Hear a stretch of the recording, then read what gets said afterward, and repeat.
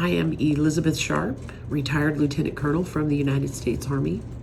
I decided to join the military in 1988 through the ROTC program at the University of Tennessee. I got my commission in 1990. I still had a year left of school, so I actually didn't attend my officer basic school until 1991. I attended the Quartermaster Officer Basic School at Fort Lee, Virginia. Came back in December and was officially assigned to the 278th Armored Cav Regiment Support Squadron Supply and Transportation Troop in La Follette, Tennessee. There I served as a platoon leader and in both the transportation platoon and then the supply platoon, and then they moved me over into the maintenance officer slot, which actually was the XO slot for the troop. After that, they moved me up to Support Squadron headquarters, where I served as the Class 1, 2, 3, P, and 4 officer, which is a class officer for the regiment. Regimental structures don't have a division that they go to get resupplied. They have a small contingent of class officers that actually manage that through the corps level. That is the difference between a brigade who has to go to a division to get their supplies and a regiment. And so we work directly with the corps to keep our supplies coming in. Then from there, I went through my transportation officer advanced course at Fort Eustis, Virginia. And once completing that, I started in with my CAS-Q training. And then they had the CAS-Q. They actually had 2 levels of that, but they changed it right about the time that I finished the CAS-Q classes, and they had what they called ILE, Common Core, Intermediate Leadership Education, which was the brand new program that they were revamping for the second Command and Staff General College classes. So I attended the intermediate, the ILE Common Core, and also the Advanced Operations course for logistics. And once I came back from that, I went through the DOMI class, which is the Defense Equal Opportunity Management Institute. They asked me to be the Equal Opportunity Officer for the state of Tennessee. I also was the Education Officer for the state of Tennessee for a short period before I deployed. And deployed to Q West, Iraq, Al-Khiara, Iraq. We were there boots on ground 10 months, but a total of about a year and a half, preparing, getting ready to go, and then going. I graduated from the University of Tennessee with an agriculture degree. I don't know how that would have applied to the military very much, because I always wanted to work on making food better for our soldiers back in the day. And I think they kind of have that pretty well good right now. They've done that. And so I didn't really use the degree. I started my AGR career I was ADOS, Active Duty Special Work, I did that for 3 years as an NTC project officer when the regiment went to National Training Center in 2002. So I started in 1999. I was pregnant at the time that they asked me to come on board. Gave birth to my son in May of 2000, and then in 2002, I left the military until 2004 when I got my AGR job. My son and I have been just loving the military. In fact, he followed my footsteps just here recently, about 3 years ago now. He's in the Army at Fort Campbell as an XO right now too. So I worked in recruiting for about 7 years. When I first came on as AGR in 2004, I worked recruiting and retention, the operations and training officer position in East Tennessee for a few years, then came up to be the education officer, and then deployed to Iraq. And when I came back, they asked me to come back into recruiting and retention as a deputy commander. So I did that for about 3 years. So total of my recruiting time was 7.5 years. And then I moved up to Joint Force Headquarters as the Equal Employment Opportunity Officer and the Equal Employment Officer for the state of Tennessee until I retired in 2019. total of 31 years, and retired as a lieutenant colonel. My most memorable moment, I guess, would be when I deployed. Several things happened there. I had to rely on my family to take care of my son. That was the hardest thing I ever did. Wouldn't wish that on anybody, but I knew he had to go. And my son even asked me when he was 8 if I could get out of it. And I told him if I did that, then someone else would have to go in my place, and it was my turn to go. And then I tried to explain to him that, when the police have to go somewhere to take care of something, they go to where the issue is to take care of it. So danger back home. And I said, that's what we're doing. We've been asked to come over to Iraq to make it safer for the Iraqi people. And that way we don't have that danger coming over here where he can be hurt, or any of his friends or grandparents or aunt and family. That seemed to help him a little bit understand, but he still was a little mad at me. So for the first 6 months I was gone, he had a hard time talking to me. He struggled. And that first 6 months over there was really, really very difficult for me. I went on Army One Source and found some ways that I could talk to him and hopefully help him understand. I kept thanking him for being such a big boy and helping his grandparents through all this, because I know it wasn't easy for them either. And when I came back for my 2 weeks of leave, he really, we bonded a whole lot more than, even though we were bonded, we really grew closer. And when I came home, it was just the two of us. Although it was very difficult, I'm very thankful for that time, even though I was away from him for almost a year and a half. I got to go see him, every chance. Through training, it was easier for him to be here in Knoxville. Thank you. And so his entire third grade year was in Knoxville while I was in Iraq. But as soon as I came home, we were back in Murfreesboro, and this is where he went to the rest of his elementary school, middle school, and high school, and played football. I had an opportunity to go to Germany the last few years of being in the military, and I came home. I was very excited about going over there and doing that, and he said, Mom, I don't want to go. I've got all my friends here. I grew up as a military dependent. My dad is a retired master sergeant, so it didn't bother me to go move around every couple of years. But I didn't think about my son not doing that. Being in Tennessee, we don't move around as much. So to ask him to move to Germany in his sophomore year of high school, I didn't think anything of it. And he said, Mom, I don't want to move. And so I turned down the opportunity because I just felt like that was the right thing to do, and it turned out to be the right thing to do, even though I missed the opportunity to go and serve in Germany. I retired in 2019. Then I took a job with the state of Tennessee, working for working for the state, helping veterans apply for their VA disabilities. I was kind of a rep to help them with their benefits. And about a year into that, I got offered a job at the VA and decided to work with the education side. And I became the coordinator, facilitator for new employee orientation for all new employees coming in through Middle Tennessee to work for the VA for Tennessee Valley. I did that up through February of this year when I officially retired. And now I'm concentrating my time on helping with different organizations, MOA, AMVETS, VFW, what else have I done? And of course, I'm on the University of Tennessee's Hall of Fame committee.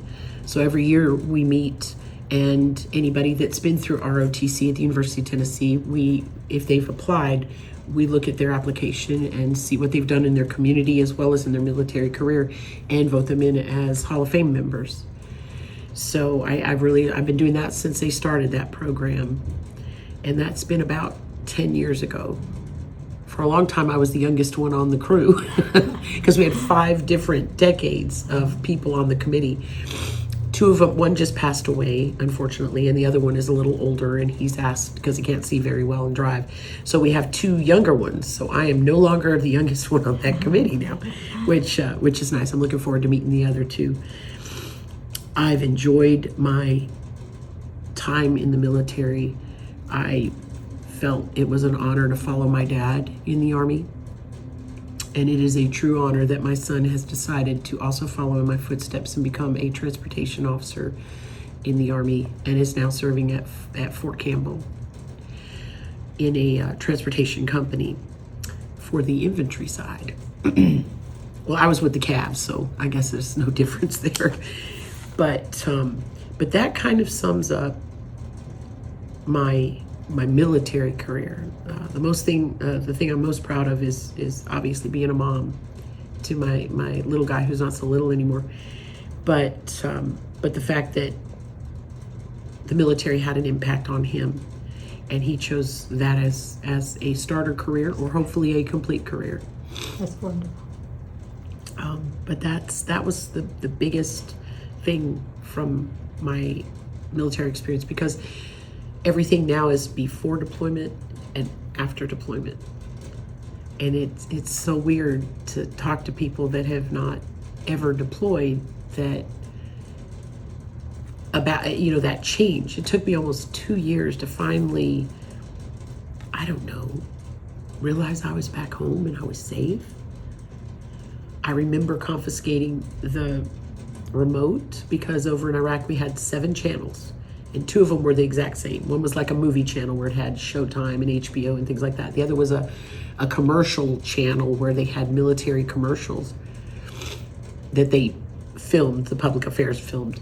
And then we had random other shows, and you never knew what you were going to get on TV. So I come home and they have, I don't know, 200 and something channels. And so I'm flipping through going, wow, this is pretty amazing. In a year and a half, they go from having about 70 to 200 and something channels, walking in the grocery store and seeing an entire aisle of different versions of macaroni and cheese. Looking around like, wow, we've just moved up, I guess, but just a whole different experience, and wouldn't trade it for anything. And I love continuing to serve in the organizations that I'm a part of. So that's kind of where I am. Why don't you tell about the sandstorms? Oh, thank you. Yes, sandstorms. While we were in QS Iraq, we would have sandstorms. Sandstorms would just come out of nowhere, and literally it was a wall of sand. We called it red air because it had a red tint. We got those several times in a week. Some of them, and I have a couple pictures where it shows they were really thick, and we had to wear I say face masks, nothing like COVID, but we had the little things that we would just wrap around our neck and wear to hopefully keep the dirt out of when we were breathing. But I have a feeling we breathed in quite a bit of that. But I do have a film of it somewhere, a video of it somewhere. I just have to find it. It was kind of scary. We had almost like mini wind tornadoes, where all of a sudden they'd just pick up and they would start throwing dirt out. And that's when we knew that the sandstorms were on their way, or they were, there was going to be one there shortly. A very different experience than my father, of course, who was drafted in 1964 during Vietnam. Although he never went to Vietnam, they realized he had a talent for languages and ended up being a Russian linguist during the Cold War. So a very different experience there. But I hope in a completely third world country, in the area that we were in, they had a bunker that was like 1970s electric technology that was no longer functional, but you could actually go down in there where you could see where they used to use it as their energy for that area. And the area that we lived in was a very small 5-mile radius, where Saddam Hussein had I don't know, it wasn't a palace, it was a place that he could come visit, and he had a garden that was out front that was completely dead, but you could see where there had been some plants. And there was a pipeline from Key West all the way to the Tigris River. See, we pumped in all the water. We were a logistics hub there. So we would actually bottle the water. We had a TISA, which is where we would get all the food and get convoys together to take out to everybody, all within an 82,000 square foot radius. And we also had an ammo bunker where we would pack all that into the convoys to take out. So we were a full logistics hub. And we even had 2 Russian MiGs that weren't functional, but just sitting there on the fob that we were at. I had to take pictures to send to my dad and say, look what, guess what? I can't play on them, but you know, pictures. But it was an experience. I was S1, so I handled everybody's leave and any pay issues, along with the crew that I worked with. They were phenomenal. We had a good crew. I would deploy with them again in a heartbeat if they needed me. It was your home away from home, your family away from family, and we took care of each other. There were 84 of us, and that's the only reason I stay on Facebook right now, is so I can keep up with them and well, as well as others, but primarily because I don't want to lose contact with the people I deployed with. But that was the sandstorms that we had. I did have to go down to Balad one time. They needed our LS1s to go down there to learn, or to make sure that when we put in all of everybody's time awards while they were in Iraq, their combat awards, that it was done exactly the way that the division wanted it. So I went down there for a 4-day S1 conference in the middle of a combat zone. I just couldn't believe we were having a conference in the middle of a combat zone, but okay, you know, I learned how to do the awards right there. Wow. And then came back. Key West was not an area that many people wanted to fly into because of the fact that we got so much red air. And a lot of the planes that would come in, if they stopped or had to land, you literally had to come in and come down at like a 45-degree angle to land. Because being in a combat zone, you had to get down quickly and get up quickly.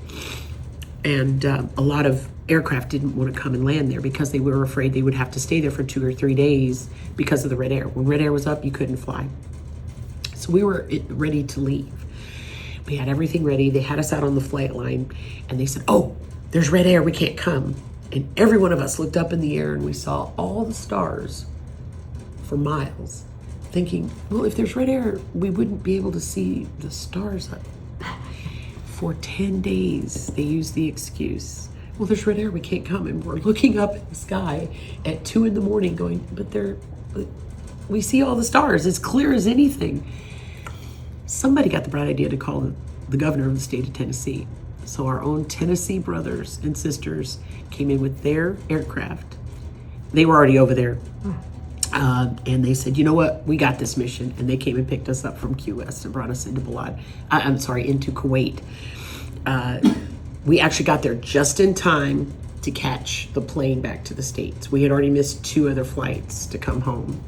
And so we were very thankful for our brothers and sisters in Tennessee that said, oh yeah, our family, we got you. So they came and got us. And then we got back to Fort Dix and then flew into Smyrna. So my parents were there and my son was there. And that was that picture that you saw of my son bringing those roses to me. So that's one of my most favorite pictures. My favorite picture though is of my son in 2011 when he got baptized. So when he chose to go through and get baptized. That's my most favorite and my most treasured picture. But my second one is of my son meeting me at the airport after coming home from Iraq.